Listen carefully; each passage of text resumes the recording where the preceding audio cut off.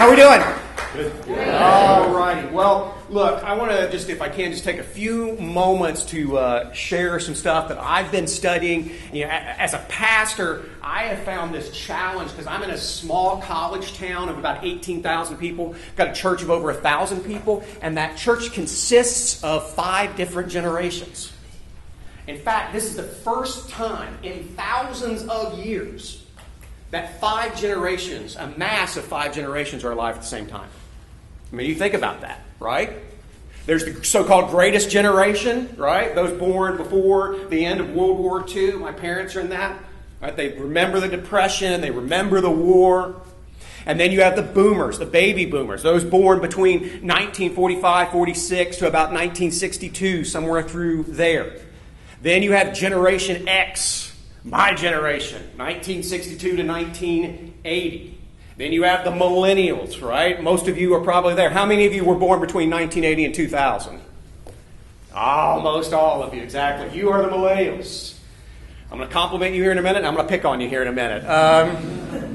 And then you have this whole new generation of people coming up now that are becoming teenagers, those born after 2000. So now we've got this generation coming up. We're not quite sure what they're going to be like yet, since the oldest ones are 15, 16. We'll have to wait and see. But all these different generations think very differently. And so if you go into business, you go into politics, you go into law, you go into ministry, you go into anything where you have to deal with a mass of people, whether it's 12 people on a jury, or whether it's a congregation, or whether it's customers, you have to deal with 5 different generations that think very, very differently. And so you need to think about, what did they do? How did they do it? Okay. First of all, start with the great generation. This is the first generation that's really had kind of a second adulthood. I mean, they were raised, when they were growing up, they thought if you lived to 70, you were an old person. Now they're living to their 80s, 90s. They've got like 20 years after they retire to just kind of hang around. And one of the things I try to do as a minister is help them figure that out. Don't just sit on your butt doing nothing. Let's do something, right? And this generation, this greatest generation, I mean, they grew up not with television, right, or internet. When my dad was a kid in Kentucky on a farm, what they had in the center of their living room was radio. And you go back and you listen to the old radio programs, they often had this expert. They always had some kind of expert. Long before Dr. Phil came along, they had guys like that on the radio telling you how to do this, how to do that. Dr. such and such, this person. They grew up listening to the voice of the expert. And when the expert spoke, you listened, you didn't talk, you did what you were told. That's how they think. They look to experts.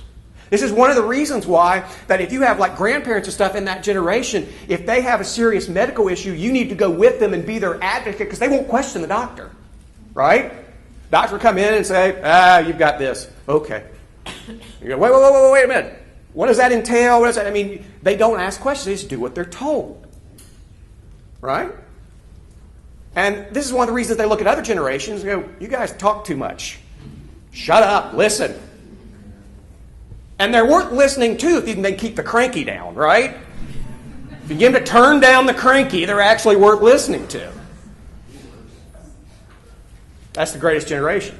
Then the baby boomers come along. Now there's a misconception that the baby boomers, when they became hippies, were rebelling against their parents. That's not true. Actually, all they were doing were listening to the elite secular experts their parents had allowed to infiltrate the universities. So Freudianism takes over, right? Darwinism, so forth. This all creeps in. You go back and read William F. Buckley's great book, God and Man at Yale. Buckley is talking about how Yale University has been infiltrated by secularists and liberals, and that's going to trickle down to every other university because every university that's not Harvard or Yale wants to be Harvard or Yale, right? They have Harvard or Yale envy. And so they follow that course. But the baby boomers come up, so they have all these professors who are telling them, get in touch with yourself. Right? Get into therapy to find yourself. Get in touch with your emotions. One of the reasons why we have seeker-sensitive mega churches that preach like sermons that are supposed to be real applicable to your life, and you have these songs that are basically power ballads to Jesus, right? They're prom songs to Jesus. It's weird. Those are for the boomers, because the boomers like emotion. The boomers like practical advice. The boomers trust themselves. They're confident. The boomers didn't have to go earn the American dream. They were born into it. They're super confident and they're super into themselves. And they like emotion. They like relationship. Right? Now, then Generation X comes along. We are not so confident. We are a snarky bunch. We are cynical. We don't trust anything. I tell people I'm a perfect example of Generation X. I define an optimist as somebody who does not understand the situation. I am not a glass half empty or a glass half full. I am, there is acid in the glass, there's a hole in it, we're all going to die. Right? And so that's Generation X. So Generation X, we were the first latchkey kids. We were the first generation where both parents worked. We were also the first generation where almost half of our parents got divorced. Right? So we're a cynical bunch. We were raised by TV. How many of you have ever seen the 90s sitcom Friends? Most of you fairly familiar with it? Okay, that is Generation X. Generation X went out and they made their friends their family. That's who we turn to. We don't let many people into our circle. We have small circles, and when we bring them in, they're ours. Right? And that's how that works. So with Generation X, we don't want to hear all the flip-flub and bladder, talk what about this, that. We don't care about the experts. We ask one question. Does it work? We've been burned by too many things. Does it work? Show me that it works. I'll buy in.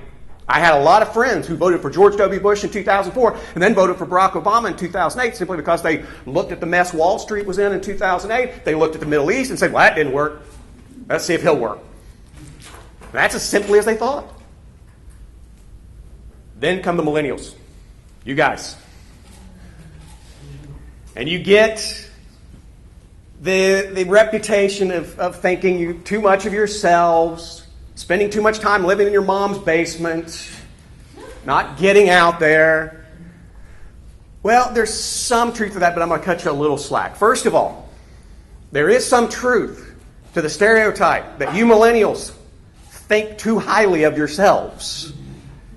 When they ask the greatest generation, the generation that defeated fascism, that freed the world, do you think you're a special person? Only 7% said yes. 93% of the greatest generation said, no, we're not special. Those numbers are completely flipped with millennials. 93% of you said, yes, I'm special. And mathematically, that's impossible. Now, it is also true that most of you are waiting a long time to move out of the house, get a job, start a career, all that kind of stuff. But I'm going to cut you a little slack there. This is now being called emerging adulthood.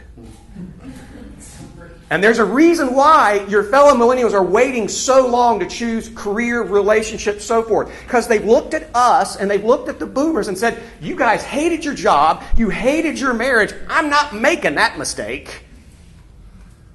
Okay, now that's, I see the reasoning there, right? Okay. But wherever you go, whatever you do, you're going to have to figure out how to relate to 5 different generations in order to succeed. You go and study leadership stuff, they'll tell you, well, there's, they'll say you've got to discover your gifts, you've got to get a little more objective, you got to find like Strength Finder or something like that, discover what your gifts are. There's a lot of talk about emotional intelligence, which emotional intelligence largely boils down to quit thinking so much of yourself and ask other people how they're doing, right? It's that kind of thing, but we don't hear a lot about generational intelligence. We need better generational IQ. If you're going to run a campaign, how do you effectively deal with at least 4 generations that are voting? How do you reach all of them? Right? Well, let's think this through. Let's say that you're looking at this. Do you think you can hit all 4 of them with a campaign ad well? Probably not. Yeah, probably not. I think you're right. I don't think anything to do with it. I just finished a study. How do I do this at church? As a minister, how do I reach 5 different generations? And the consultant said, you can't. Sorry. And they said, but who are you missing? Let's look at see who's not, properly represented, and let's go after them. So let's say you're running a campaign, and you look at your poll numbers, and one of the areas where you're weak is that greatest generation. How do you reach them? Anybody? Portray yourself as an expert in whatever you're going on. An expert, okay? So you find an expert, right? You find an expert, and then the older generation, they still get snail mail, right? My parents still go to the post box every day, and they love getting their mail. They have to check their mail every day. It's like one of their routines. So if you're trying to reach the greatest generation, wouldn't it make sense to have an expert endorse your candidate, talk about why your candidate's plan is a good one, and then send out a mailer targeting those folks? See where I'm going? So you're looking at the boomers. Now we're looking at emotion. How many of you seen the new Hillary ad where the kids are all around the TV and they're watching Trump just getting bleeped and all other kind of stuff? That's a very good ad, and that certainly cuts across all generations, but it's primarily targeted to baby boomers. Right? They're the ones right now that they're not all of them are at retirement age, so guess what they do? They write checks. You think Hillary Clinton's not thinking about that? Right? So wherever you go, law, business, politics, ministry, wherever you choose to go, nonprofit work, I hope some of you choose to actually look to go into some kind of journalism, broadcasting, or film, because that's really what defines the culture, right? I mean, Christianity has made huge steps when it comes to filmmaking. Now, we're still in the nascent stage, so the films still kind of suck, but they're getting there. They're working on it, right? They're trying to get there. And so I hope some of you will do that. So, all right, I'm going to throw it open to questions. Any questions? Or since you're millennials, comments? Since you like to talk. Yes, ma'am. Speaking of getting into film and stuff like that, I've just been wondering how do you think that conservatives can better reach the artists? Because it seems like that's an area that we're totally missing. And it's going to be tough because artists, I worked in Hollywood for several years. Artists are just almost all either knee-jerk kind of liberals or they're contrarians. So the few you get that are like the John Voights or whatever, they kind of like to be different, right? They kind of, what appeals to them is kind of libertarianism, kind of appeals to them, that kind of thing. And so it's going to take a long process. We have to show, and the only person I've seen do it within conservatism well is the late Jack Kemp. Jack Kemp was very good. If you go back, and there's a great book that just came out on his life by Fred Barnes, and so go get the book Jack Kemp. Jack Kemp made it his mission that whenever he talked about conservative, especially fiscal policy, he talked about how it helped the poor, how it would help the inner city, how it would help. And so that's important. And this also is important just for your generation. The simple fact is one of the things millennials always ask is, why? Why? You have to translate all this. You cannot assume that even if your friends are Christian, parents are Republican, all other kind of stuff, that they agree with you, they get conservatism. One of the reasons why, I mean, God bless you all. Have you seen a Bernie Sanders rally? It's almost all white 20-somethings. Right? It's about as diverse as a Wilco concert. I mean, it is so white, middle class. So many of you have just flocked to this, to become, this guy, this old grumpy guy running as a socialist because they don't understand. Nobody's taken the time to explain to them why conservatism works. Yes, sir. Is that also because we grew up in a generation of things that came to us? Oh, sure. Oh, I mean, yeah. I mean, it's there's some truth to that Facebook meme that showing a Bernie Sanders rally and the caption, "This is what happens when you give everybody a trophy," right? All right, one more and I got to quit. Yeah. Real quick, Yeah. question. If you were going to win an election, and you mentioned that Hillary campaign, would just if you know this number, would the number of voters right now, would the highest number of them be baby boomers? Probably. I mean, the two largest generations right now are millennials and baby boomers. Now, which one outweighs the other, I'm not sure. But let's also face it, you guys tend not to vote. And the other thing I was going to mention is, based on the fact of smaller family size and abortion, it probably would be the baby boomers, correct? Yeah.